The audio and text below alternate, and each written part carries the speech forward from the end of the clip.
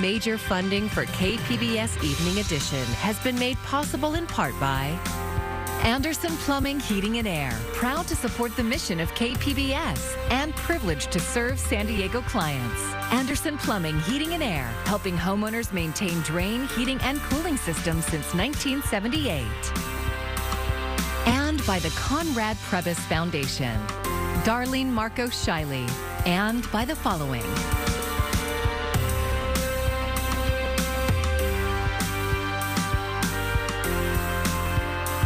By viewers like you.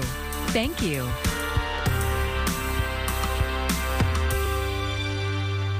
Good evening. It's Wednesday, February 16th. Thanks for joining us. I'm Maya Trabulsi, and we begin tonight with California's indoor mask mandate. It's now gone, and soon the governor is set to announce his endemic plan. He says it will answer questions about where the state is going with the pandemic. KPBS health reporter Matt Hoffman explains. There's uncertainty going forward, and we need to be prepared. Dr. Eric Topol from the Scripps Translational Institute is one of the experts who has reviewed the governor's endemic plan. It's good, but it could be even more bold and more comprehensive. Topol says the plan will promote preventative measures and account for expected problems like the resurgence of a new variant, but he wishes that it focused more on getting people vaccinated and using new technology to track the virus's spread. I don't think that word endemic helps us at all. I think what we should be thinking about is, do we have the virus in containment? Are there very low levels? And what are we doing to keep it that way once we get there? We're not there yet. We're still not anywhere close. Transitioning to an endemic phase is also recognition that the virus isn't going away. We certainly could see a new strain of virus that could haunt us in the months ahead. So let's be careful about thinking we reach the end of this. That clearly is not the case. The CDC reports 97% of counties across the country have high or substantial transmission rates, but planning is also happening at the federal level for the next phase. We're moving toward a time when COVID isn't a crisis, but is something we can protect against and treat. The president and our COVID team are actively planning for this future. Topol notes that the governor's framework is a preparedness plan because endemic doesn't mean that we're moving on from COVID. Matt Hoffman, KPBS News. Those on both sides of the mask mandate issue are making their voices heard, and the CDC and other top COVID experts are weighing in as well on whether to loosen restrictions. Here's Karen Kafa. As governors across the country from both parties ease mask mandates, the Centers for Disease Control and Prevention said new federal guidance could be coming soon. If and when we update our guidance, we will communicate that clearly, and it will be based on the data and the science. Despite the drop in the number of COVID-19 cases nationwide, CDC Director Rochelle Walensky said federal decisions will put another metric in focus. We must consider hospital capacity as an additional important barometer.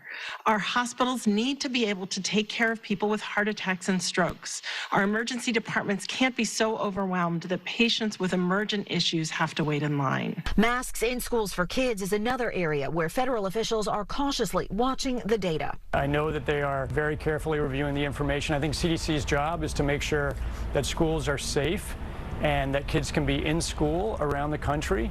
Public health experts say optimistic trends aren't a reason to let up yet. The game clock is still ticking. We can't afford to pause, and we can't afford to stop playing while the movement is still in motion. An ensemble forecast from the CDC published on Wednesday predicts a decline in COVID-19 related deaths over the next 4 weeks for the first time since late December. In Washington, Karen Kafa, KPBS News. San Diego is known for its perfect weather and diverse scenery, but that carries a cost. As KPBS reporter Tanya Thorne shows us, a new report out says San Diego is now the nation's most unaffordable housing market. Talk to any San Diego resident and they'll be sure to tell you, San Diego is not cheap. The cost of living is getting more expensive, and so are homes. A recent report by a Texas company suggests San Diego tops the list of the nation's most unaffordable housing markets. The report, conducted by Ojo Labs, looked at median home prices and local incomes. The median home price in San Diego rose 14.3% in January to $764,000. When Ojo looked at the median home price and local incomes, it took San Diego's unaffordability score to the top of the list, surpassing San Francisco. So we've also seen a major deterioration in the affordability of homeownership in San Diego, which was not particularly affordable to begin with, but it got a lot worse during the pandemic. Jeff Tucker, a senior economist with Zillow, says household incomes aren't increasing as fast as home prices. Not yet seeing, the major increases in salaries and incomes to kind of match that increase in the cost of homes. That's why, as a share of people's income, the cost of homeownership in San Diego is getting wildly unaffordable right now. Christopher Thornburg with Beacon Economics says affordability isn't the root of the conversation. It's the lack of supply. If you had more houses for sale, that price would go down. If you had more apartments for rent, that price would go down. Well, how do we have more supply? Well, we do everything that people in San Diego don't want to do. You need densification.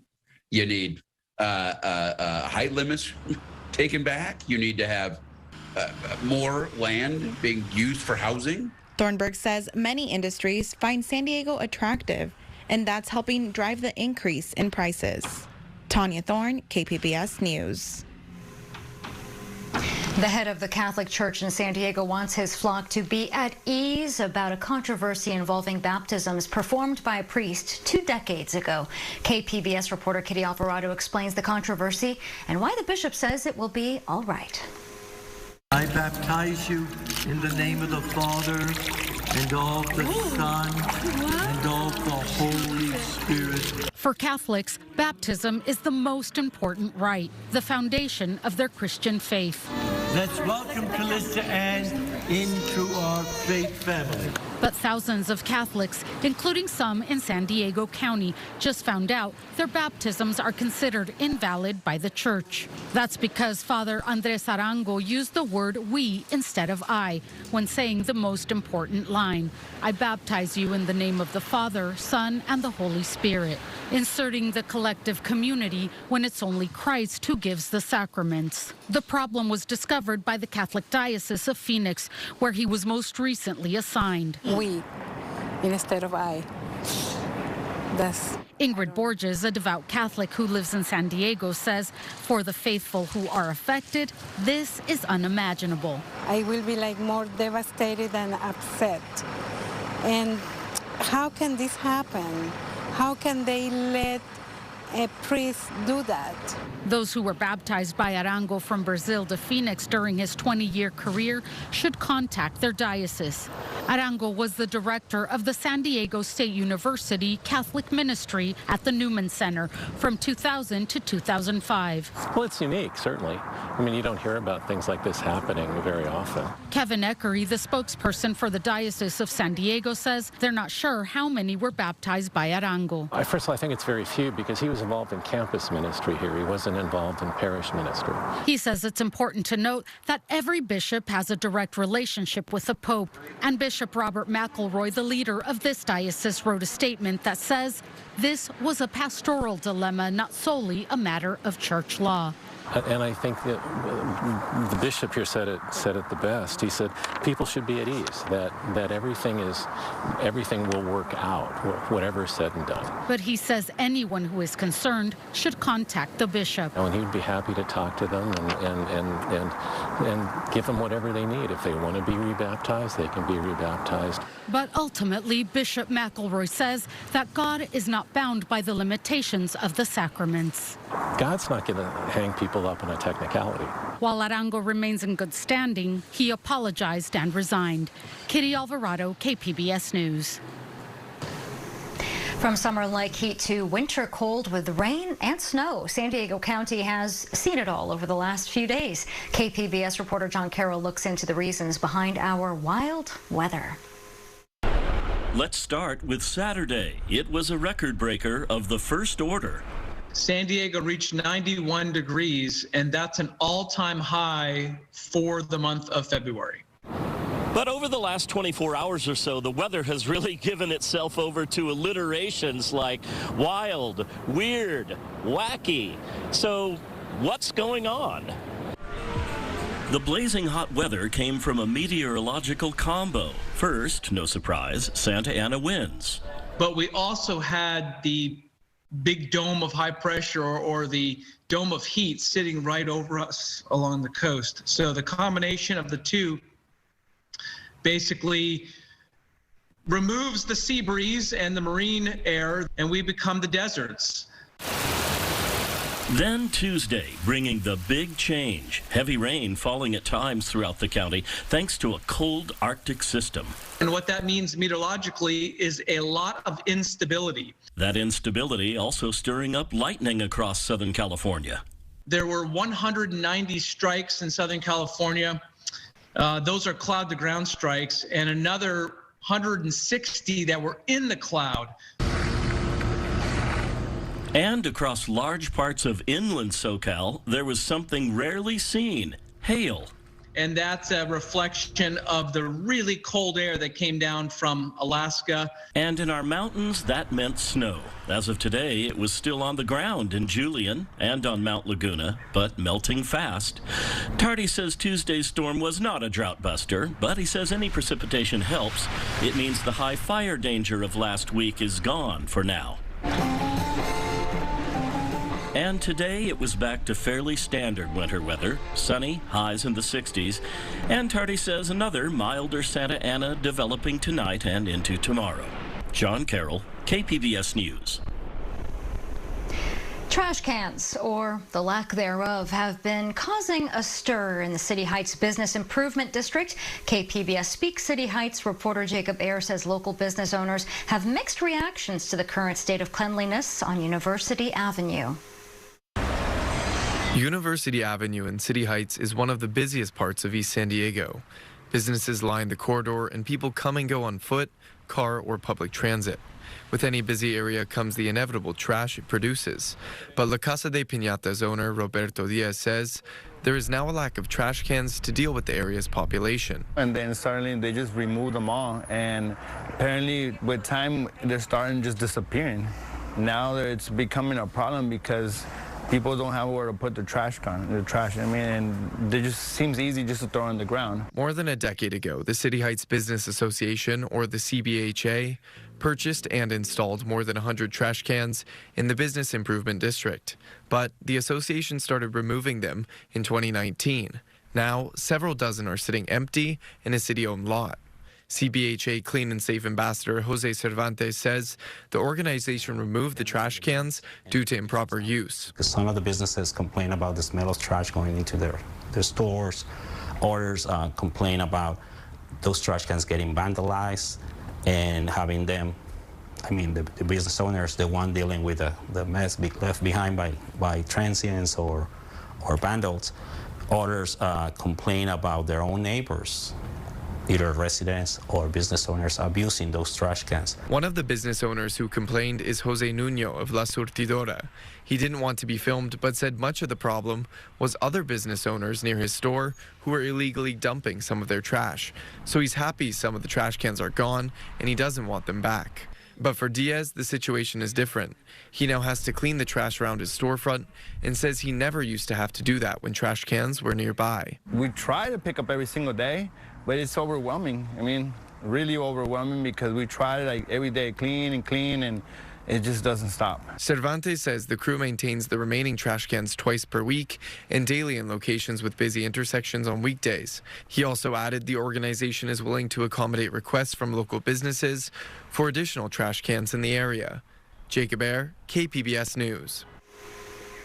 Inflation is hitting some Americans particularly hard. As Vanessa Yurkovich reports, many families say they are spending hundreds of extra dollars each month just to keep up. Across America, families are spending $276 more per month on average because of inflation, according to Moody's Analytics. But here in Tampa, Florida, they're feeling the squeeze even more. Does that number sound about right to you? Yeah, I would say in that ballpark is pretty accurate. Do you estimate that you might spend even more some months? Yeah. Gina Tullio and her family of 4 live just outside Tampa, the metro area with the highest rate of inflation in the country, soaring to 9.6% in the last year. It doesn't seem to be slowing down. That's where the real concern is. She's feeling it with daycare. It went up by like $30 a week. At the grocery store, my eggs are $1 more. And then I looked at the milk and I was like, that's $1.50 more for the same gallon. And at the pump. I'm like, oh my God, $4. I paid $4.09 today for gas. So is that the highest you've paid? Yeah. But the biggest pain is at the Rita's Italian Ice franchise she just opened. Have you been to Rita's before? Really? Oh, well, you're in for a treat. She's getting ready for her supply costs to go up on everything from paper goods to sugar. This price is going to go up by 20%. She says she doesn't want to raise prices, but in order to do that, she's cut her entire salary. It's got to come from somewhere, and so it's a really tough position, like, to be in as a business owner. So I'll take it from me. Millennials like Tullio and Latinos have seen the steepest rise in living costs, and the growing Latino population here in Tampa is outpacing the national average. In December, Catherine Baez says her rent went up by $400. What did you think? I asked her. ¿Y qué pensaste? Yo no puedo pagar eso. I can't pay it. I can't, she said. So she moved and is now picking up odd jobs just to keep up with rising costs. Her one-woman beauty services business isn't covering the bills. He tenido que limpiar casas. I've had to clean homes, offices. It's not very comfortable, but it has to be done, she said. Trying to keep up for her and her son has been hard, she says. I ask her how it's been emotionally. ¿Cómo te sientes emocionalmente sobre eso? There is uncertainty because when the date for paying these bills arrives and you don't have the full amount, you feel anguished. As a sole provider, as a single mother, it is difficult, she said. The U.S. has suspended avocado imports from Mexico after a U.S. official was threatened. According to Mexico's Agriculture Ministry, a USDA food inspector received a threatening call to his official cell phone. Mexico supplies 2.5 billion pounds to the U.S. One state grower says California avocado producers can't keep up with the demand. There's a hint that it's not going to get settled and could take as long as a month or a couple of months, you'll see prices skyrocket. U.S. officials have not elaborated on the threat. San Diego County is one of several top growers, yet make up only 10% of the nation's avocado needs.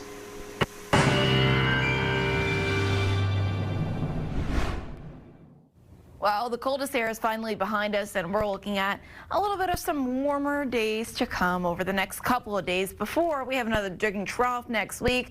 That'll be bringing some cooler weather likely early next week, Monday into Tuesday. But before we get to that, we also have some gusty winds that are going to be picking up throughout the day on Thursday. Offshore flow returns, and that's what's also going to bring a little bit of a warm up over the next couple of days. So again, wind advisories have been posted. These go into effect 6 a.m. Thursday morning.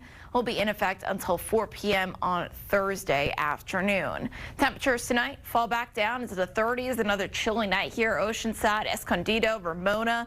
44 for you in San Diego, 43 out towards Chula Vista. And then as we look ahead to your Thursday, it's a warmer day across much of California. There's still some chill here, but most of that lingers into the Four Corners region. It's going to be warming up across Southern California in the coming days. Temperatures back up close to 70 degrees on San Diego on your Thursday, upper 60s in Ramona, low 70s for you in Borrego Springs.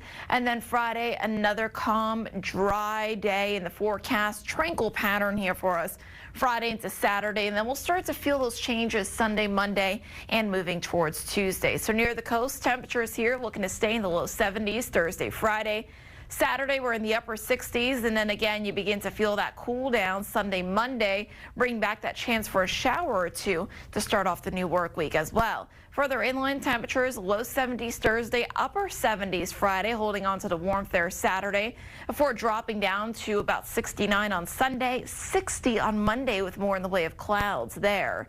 And then in the mountains, temperatures go up into the upper 40s Friday, Saturday, mid to upper 40s Sunday and Monday. Winds really pick up, though, with that trough digging southward there to start off the new work week on Monday. And in the deserts, not seeing much of a change here from Thursday into Friday, but we really warm up Saturday and Sunday into the upper 70s and then cool off as we head into the new work week next Monday. For KPBS News, I'm meteorologist Jessica Pash. An appellate justice in San Diego has been nominated by Governor Newsom to be the first Latina ever to serve on the California Supreme Court. 50-year-old Patricia Guerrero is an Imperial Valley native who currently serves in the 4th District Court of Appeal. She's also a first-generation Californian. Latinas make up nearly 20% of California's population, and many groups are praising the nomination, saying minority women are absent in this critical branch of government. Black Comics Day launched in 2018, just as Marvel's Black Panther hit the theaters. The free mini convention returns this weekend after being on a forced 2-year pandemic break. KPBS arts reporter Beth Accomando has a preview. Marvel's Black Panther gave mainstream audiences a black superhero they could celebrate. Keith and Jones used that film as a jumping-off point to launch Black Comics Day back in 2018. You see all these big comic book movies, but you don't really see the folks who created these characters. You don't see what's going on behind the scenes. And this show kind of uncovers that a little bit. It also uncovers the breathtaking diversity of characters beyond Black Panther.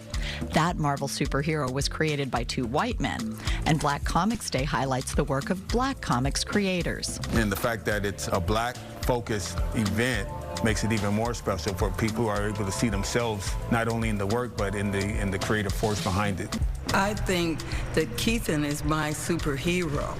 Makita Cheatham is the founder and executive director of World Beat Cultural Center. To see all the Black comics and the people that are interested in this genre, it's important to our people and all people.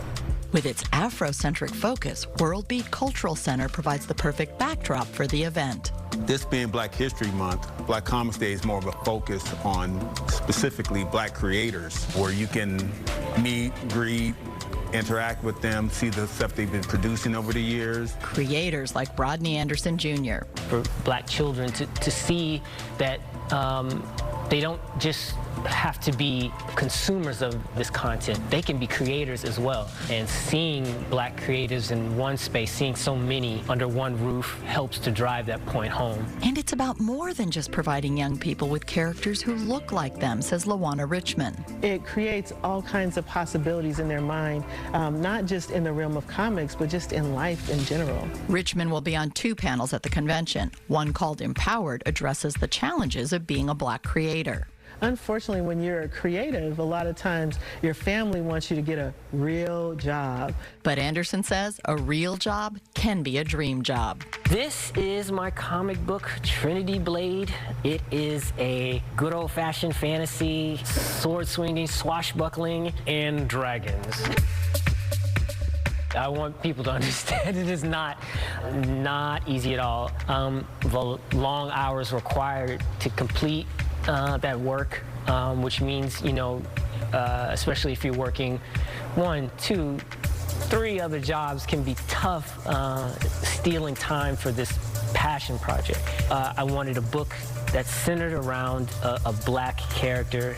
If you have a story in your heart and you want to tell it, do it. Don't hesitate. Put pencil to paper. Be a writer, be an artist, whatever you can do. You can create that story that you imagine you can create. Jones is proof of that. He freelances as an artist and runs Kid Comics, which publishes his comic book, The Power Knights. Yet he still finds time to organize Black Comics Day because he's passionate about showcasing the smorgasbord of content currently coming from Black creators. Every artist is different. Every artist has a different point of view, so that reflects in the stories that they create. I mean, everything you would see in your local comic book shop, it's also here. It just so happens to be created by Black creators.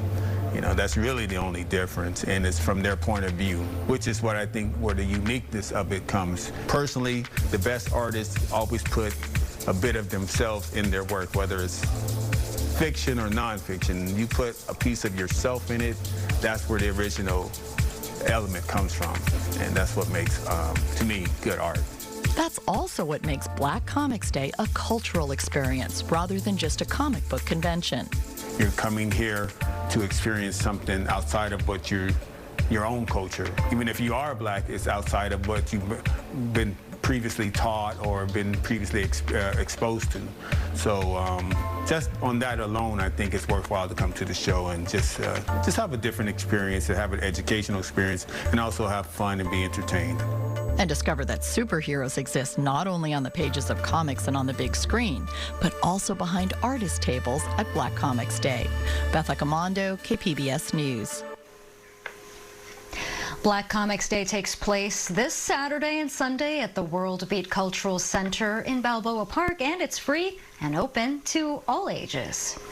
If you missed the rare corpse flower blooming at the San Diego Botanic Garden, then you have a chance to see and smell another quite stinky flower, a konjac plant, smaller relative of the corpse plant. Well, it bloomed just yesterday. It's also commonly known as the voodoo lily or the devil's tongue or even elephant yam. Like its larger cousin, it emits a rotting flesh scent as it blooms, and it does that to attract the carcass-eating insects that pollinate it. The bloom only lasts a few days, so your best chance is to visit by tomorrow. Good luck. And you can find tonight's stories on our website, kpbs.org. Thanks so much for joining us tonight. I'm Maya Trabulsi. Have a great evening. Major funding for KPBS Evening Edition has been made possible in part by Anderson Plumbing, Heating and Air, proud to support the mission of KPBS and privileged to serve San Diego clients. Anderson Plumbing, Heating and Air, helping homeowners maintain drain, heating, and cooling systems since 1978. And by the Conrad Prebys Foundation, Darlene Marco Shiley, and by the following.